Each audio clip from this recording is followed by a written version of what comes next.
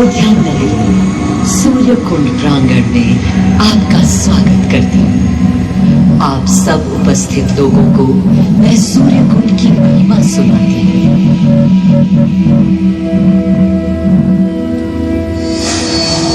भारत की मिट्टी अनेकों दिव्य आत्माओं की जन्मस्थली है, पर आज मैं आपको कथा सुनाऊंगी भगवान विष्णु के उस अवतार की, जिनके अवतरण से मैं पावन हो गई सदा सदा के लिए। मां कौशल्या की गोद में जन्म लिया मर्यादा पुरुषोत्तम श्री राम ने अधर्म के नाश के लिए, धर्म की विजय के लिए।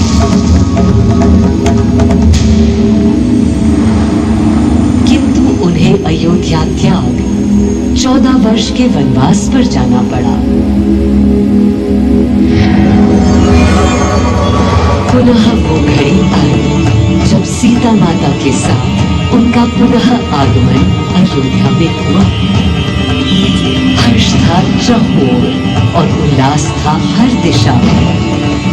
वो घड़ी बस आने को थी जिसकी प्रतीक्षा में विद्वान थी। जाने कब से प्रभु राम का राज्याभिषेक बस होने को था। हर कहीं उत्सव था, पर इस उल्लास पर दुविधा की कालिमा छा रही थी। श्री राम प्रसन्न नहीं थे। राज्याभिषेक का कोई उत्साह उनके चेहरे पर नहीं था। उन्हें राज्य का लोभ नहीं था, सिर्फ अपनी प्रजा की चिंता थी। सबके मन में एक ही प्रश्न था, कौन हल कर सकेगा श्री राम की इस दुविधा को, मिटा सकेगा इस अंधकार को? किसके तेज से छट जाएगी ये क्रांति? अरे वही जिसके वंशज हैं श्री राम, जो स्वयं सशरीर धरती पर पधारेंगे श्री राम को राम राज्य समझाने।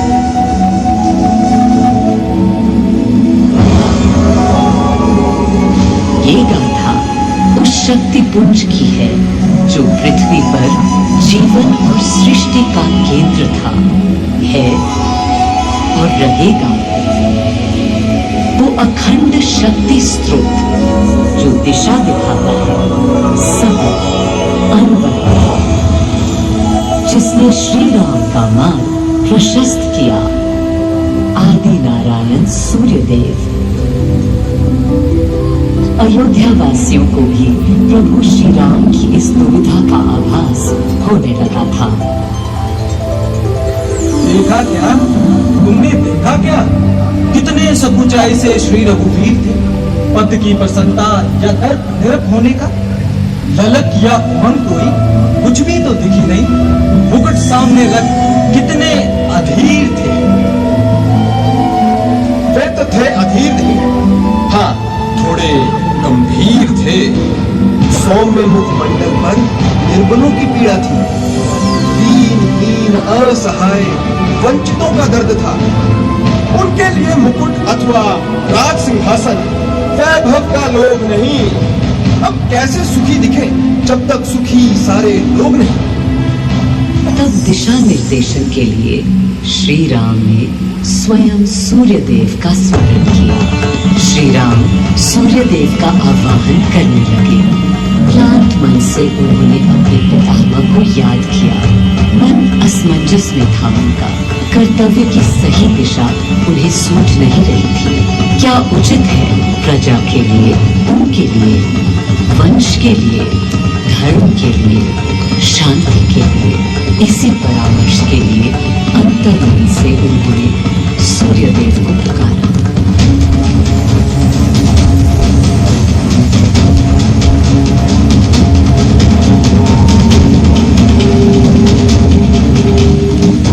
मैं अयोध्या पवित्र से पवित्रतम हो गई हूँ।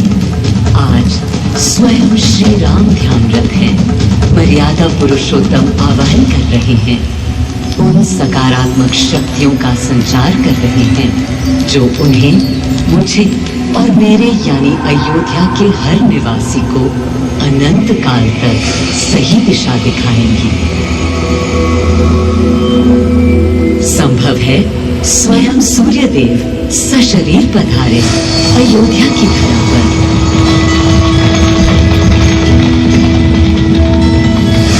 और देखो, श्री सूर्यदेव आने को हैं।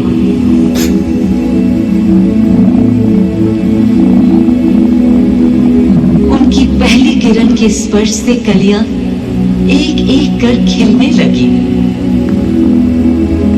जीवन की कांति हर ओर धीरे धीरे फैलने लगी।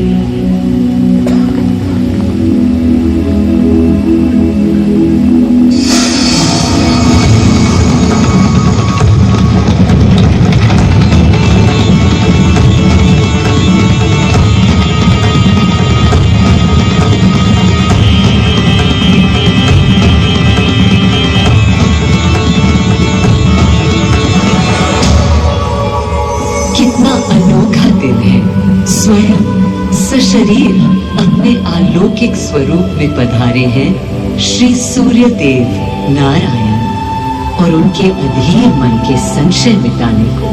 अधीर है या गंभीर, मैं जानता हूं क्या उनकी पीर है।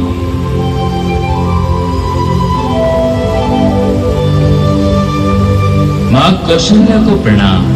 कहाँ है राम? अरे भूलूं ये बात कि कौन बड़ा है। आज्ञा हो तो आपके चरण छू लूं। अरे नहीं नहीं, ये क्या करते हैं आदि पुरुष?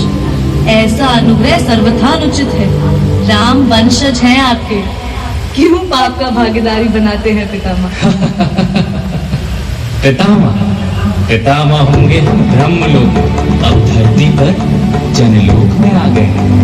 आइए चलिए। सूर्यदेव के आगमन पर मां कौशल्या उन्हें मिली और विनती की कि हे देव, मेरे पुत्र की दुविधा दूर करें, उन्हें राह दिखाएं, ताकि अयोध्या का, पूरे भारत का भविष्य निर्धारित हो सके। आपकी जब पहली किरणें आती हैं तब गोचारण होता है, चिड़िया गाती है, लेकिन इन दिनों कितनी उदास है। कारण है उनके राम की एकाग्र साधना और सुदीर्घ उपवास। सिंहासन की ओर चरण धरना नहीं चाहते, धारण नहीं करना चाहते हैं मुकुट। कोई बात नहीं, राज्य अभिषेक के बाद राज्य जो भी चला, राम राज उसका ही तो कहलाएगा। मैं आ चुका हूं तपस्वी राम। मनस्वी राम, अपने नेत्र खोलो।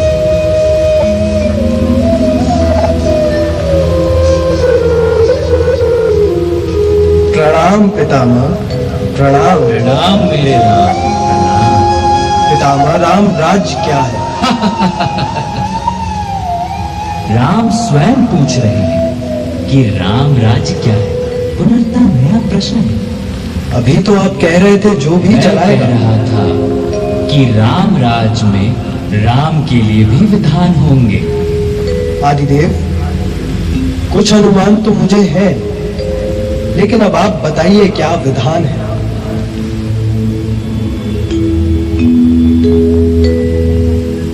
राम राज आशय कल्याण है, निर्बलतम मानव का त्राण, भय हो ना भीति, मुख्य राम राजनीति जन जन की प्रीति हो, लोक संरक्षण हो, सत का आभास हो, परमानंद प्राप्ति हेतु मंगल उद्भास हो, प्रेम परम तत्व हो, सब में समत्व हो, दैहिक दैविक या भौतिक संतापों की औषधि अच्युत राम बाण है। राम राज्य आशय कल्याण है, निर्बलतम मानव का त्राण है, प्रमोदित अपंतव, आस्था का घनत्व, वैभव विशाल, मेघ करे वर्षा और सदा ही सुखाए, दिशाएं सब मस्त हो, जनपद ये स्वस्थ हो, उपद्रव नाही और कोई आतंक हो, कोई नहीं रंग हो, सुख ही सुख निशांक हो। प्रेम योग धर्म मूल प्राण है, राम राज आशय कल्याण है। मां कौशल्या, अभी ये मुकुट मात्र सोने का है। मैं इस मुकुट को राम के साथ सदा उपस्थित होने का बना देता हूं।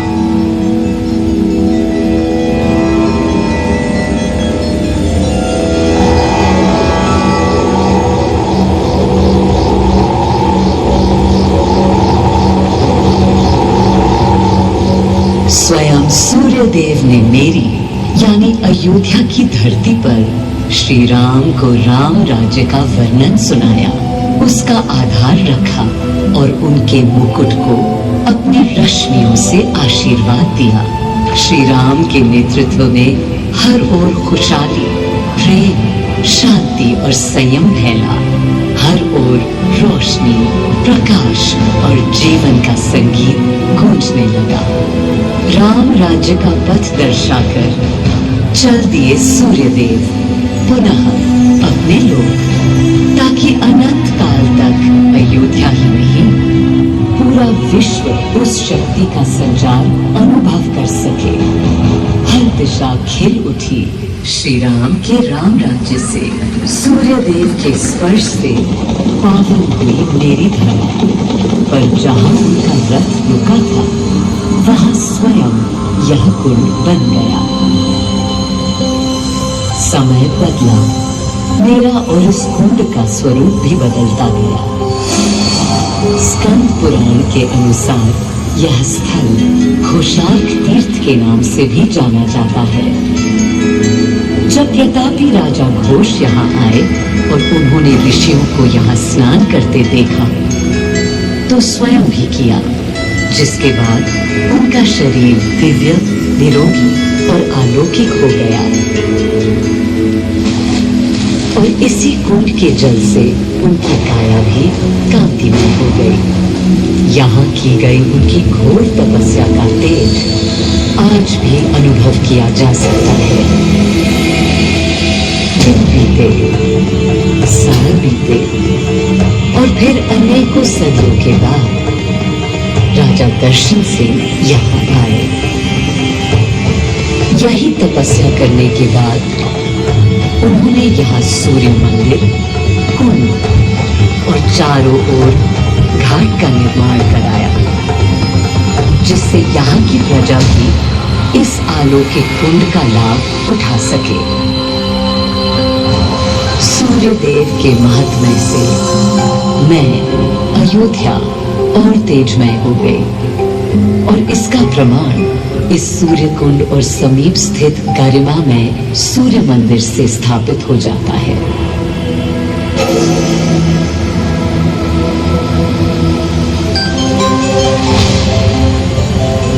मैं अयोध्या इस हर्ष से फूली नहीं समाती कि मेरी ही धरती पर राम राज्य की आधारशिला रखी गई।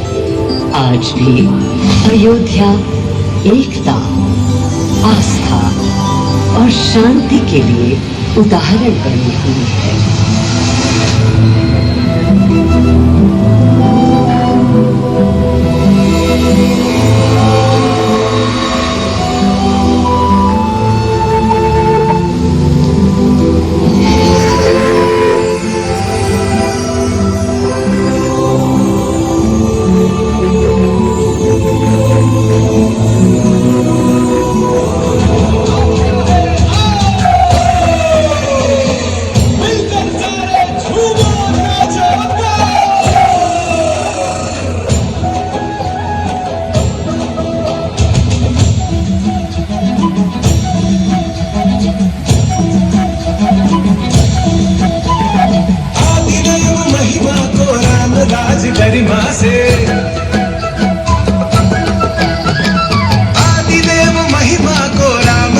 गरिमा से अपना लियो चितला,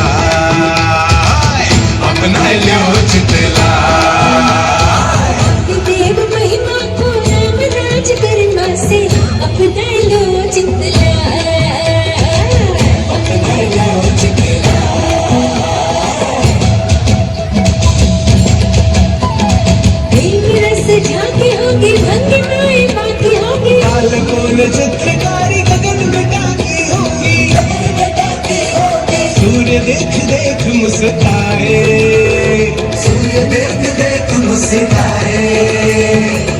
अपना लो जितला,